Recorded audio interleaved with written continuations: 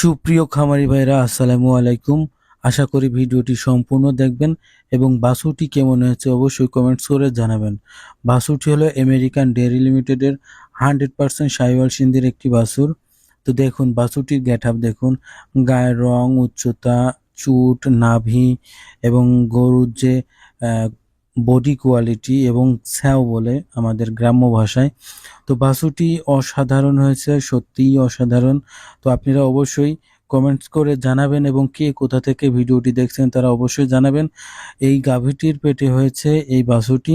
তো আমি দীর্ঘদিন যাবৎ এই বাড়িতে গরু কৃত্রিম প্রজনন করে থাকি। তো আমেরিকান ডেয়ারি লিমিটেডের সিমেন্ট দিয়ে আমি কোথাও গৃহস্থর খারাপ হয়নি বা বাছুর খারাপ হয়নি।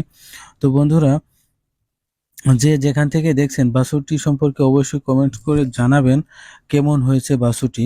বাছুরটির চুট, নাভি, মানে বডি কোয়ালিটি সব দিকই খুব সুন্দর হয়েছে।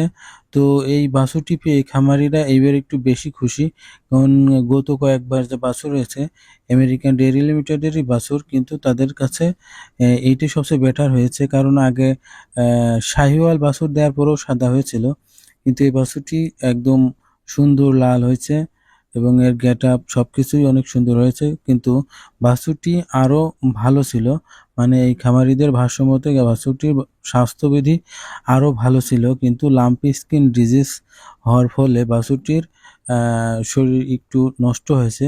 তারা বাছুরটিকে ভালোবেসে সম্পূর্ণ দুধ খাওয়ায়, দুধ দোহন করে না।